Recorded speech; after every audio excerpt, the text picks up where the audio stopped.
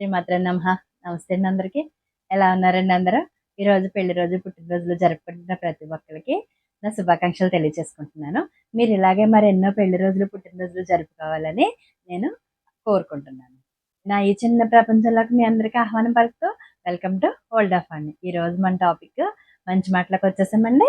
ఈరోజు మంచి మాట ఏంటో చూసేద్దాం. ఎవరిని ఎక్కువగా నమ్మకూడదండి. ఎక్కువగా నమ్మడం వల్ల మోసపోతాం. ఎవరి కోసం ఎక్కువ ఆలోచించకూడదు. వాళ్ళకి అలసైపోతాం. ఎ ఏ ఎవరికి ఎక్కువ విలువ ఇవ్వకూడదు. వాళ్ళకి విలువ ఇవ్వడం వల్ల మన గౌరవం మనం కోల్పోతాం. ఇంకొకటేంటంటే ఎవరిని ఎక్కువగా ప్రశ్నించకండి. ఎందుకంటే ప్రశ్నించే కొద్దీ మనం శత్రువుల్లా మిగిలిపోతాం.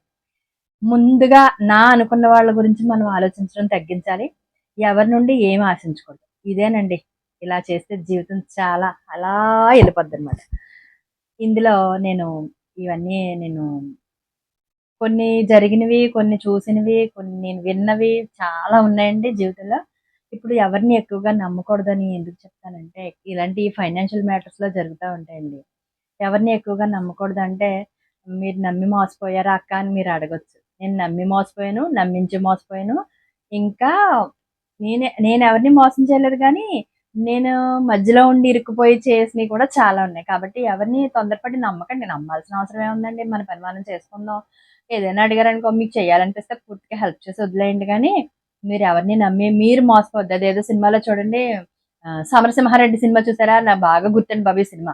'సమరసింహారెడ్డి' సినిమాలో ఆహ్, బ్ర బాలకృష్ణ గారు వాళ్ళ ఫ్యామిలీని అందరూ చనిపోతే నమ్మించి చంపేసావు అనంటే, నమ్మారు కాబట్టే చంపాము. నమ్మకపోతే మీరెక్కడికెందుకొస్తారు? నేనెందుకు చంపుతానని అంటారు చూసారా? అలాగా నమ్మిస్తే మనల్ని ఇలా కత్తిపెట్టి ఇలా కోసేస్తారండి మనల్ని.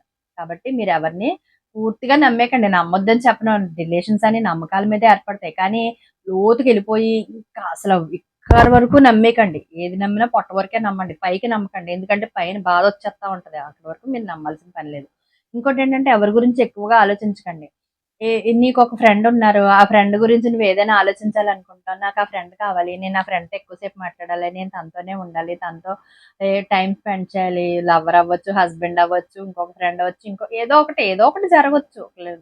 ఫ్రెండ్ అంటే మగవాళ్ళని అనుకోకండి. ఆడవాళ్ళలో కూడా ఫ్రెండ్స్ ఉంటారు. ఇలాగ అనుకున్నప్పుడు వాళ్ళు మనకి సడెన్‌గా దూరమైనప్పుడు వాళ్ళ గురించి ఎక్కువ ఆలోచిస్తా ఉంటాం. ఆళ్ళ ఆళ్ళ ఆలోచన ఎలా ఉంటదంటే, నేనెక్కడికెళ్ళినా ఏం చేసినా ఇది నా గురించి ఆలోచిస్తది. కాబట్టి ఎళ్దాంలే, చూద్దాంలే, ఫోను చేద్దాంలే, మాట్లాడదాంలే. ఈ ఆలోచనలొస్తుంటాయి. వాళ్ళకి మనం అలుసే కదండీ! ఎందుకంటే మనం వాళ్ళ కోసం వెయిట్ చేస్తున్నాం. వాళ్ళు మన కోసం వెయిట్ చేయట్లేదు. కాబట్టి వాళ్ళ కోసం మనం ఎప్పుడైతే వెయిట్ చేస్తామో, ఎప్పుడైతే ఆలోచిస్తామో మనకి కంప్లీట్‌గా అలుసైపోతాం. అలుసుగా తీసుకుంటారనమాట వాళ్ళు. అది ప్రేమగా తీసుకోరు. వాళ్ళు అలుసుగా తీసుకుంటారు. రెండోదేంటంటే ఎవరికైనా ఎక్కువగా విలువిచ్చేసామనుకోండి ఆళ్ళకి విలువిచ్చే కొద్దీ మన గౌరవం మనం తగ్గించేసుకుంటున్నట్టు. అయ్యబాబోయ్! నువ్వే అంత నువ్వు కాబట్టి చేయగలుగుతున్నావు. నువ్వు లేకపోతే ఈ సమస్య తీరదు. నువ్వు లేకపోతే నాకిది జరగదన్నావనుకో, ఆళ్ళేమనుకుంటారంటే దీనికింతే. దీనికి ఎలా చేయాలో అలా చేద్దాం. ఎళ్తే ఎంత, ఎళ్ళకపోతే ఎంత, చూత్తే ఎంత, చూడకపోతే ఎంత, ఓ ఫోను చేసి పడేత్తే అయిపోద్దని మన గౌరవాన్ని తగ్గించేస్తారండి వాళ్ళు. కాబట్టి ఎప్పుడు కూడా ఎక్కువ విలువిచ్చకండి. విలువివ్వండి. ప్రతిదానికి విలువివ్వాలి. వాల్యూ అనేది ప్రతిదానికి ఉంటది. కానీ అనుకున్న దానికంటే, ఉన్న దానికంటే, సొసైటీలో ఉన్న వాల్యూ కంటే ఎక్కువ వాల్యూ వాళ్ళకిచ్చేసి, మీ గౌరవాన్ని మీరు కోల్పోవద్దు. ఇంకోటేంటంటే, ఫస్ట్ ఎప్పుడు కూడా మీ సొంతం, మీ వాళ్ళు, మీ అక్క, మీ చెల్లి, మీ తమ్ముడు, మీ తల్లి, మీ తండ్రి, మీ భర్త, మీ పిల్లలు వీళ్ళ గురించి తక్కువగా ఆలోచించండి. ఎక్కువగా ఆలోచించకండి. ఎక్కువగా ఆలోచించడం వల్ల ఏంటంటే, వాళ్ళ ప్రాబ్లమ్స్ మీరు తీర్చాల్సొస్తది. వాళ్ళ ప్రాబ్లమ్ మీ ప్రాబ్లమ్‌గా ఫీల్ అవుతారు. వాళ్ళ ప్రాబ్లమ్ వచ్చేటప్పుడు ప్రతిసారి మీరు హెల్ప్ చేయడానికెళ్తారు. మీకంటూ ఎవరు హెల్ప్ చేయడానికి ముందుకు రారనమాట. ఇలాగ ఏది చేయకుండా ఉంటే అప్పుడు మీ మీ మీకు జీవితం చాలా ఆనందమయంగా ఉంటదండి. ఆనందమైన జీవితం గడపటం కోసం ఎవరిని ఎక్కువగా నమ్మకూడదు. ఎవరి గురించి ఎక్కువగా ఆలోచించకూడదు. ఎవరికీ ఎక్కువ విలువ ఇవ్వకూడదు. ఎవరిని ఎక్కువ ప్రశ్నించకూడదు. ఇది చెప్పలేదండి. ఎవరిని ఎక్కువ ప్రశ్నించామనుకో మనం శత్రువులయిపోతాం. మన మనిషే కదా! మన భర్తే కదా! అని ఎందుకండి మీ భర్త ఒక గంట లేట్‌గా వచ్చి "ఏవండీ ఎందుకు లేట్‌గా వచ్చారంటే" నాకే పనిలోను అనుకున్నావా? నీతో కూర్చుంటే సరిపోద్దా?" అంటారు. అక్కడ మనం శత్రువు కిందే భావిస్తాడండి బాబు. ప్రేమగా చెప్పడు సమాధానం. అలాగే ఏదైనా కొన్నాను తెలియకుండా కొన్నారని అడిగామనుకోండి, నేను కొనలేదు. ఏంటిప్పుడు? ఏం చేత్తావు?" ఇంకా రకరకాల మాటలొచ్చేస్తాయండి బాబు. అసలు మామూలు మాటలు రావన్నమాట.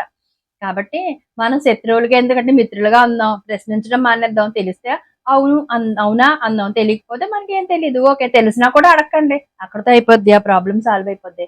కాబట్టి ఎవరికి శత్రువులుగా కూడా మిగిలిపోకండి. ముందుగా మీ అన్న వాళ్ళ గురించి మీరు ఆలోచించడం మానేస్తే మన జీవితానికి చాలా బెటర్.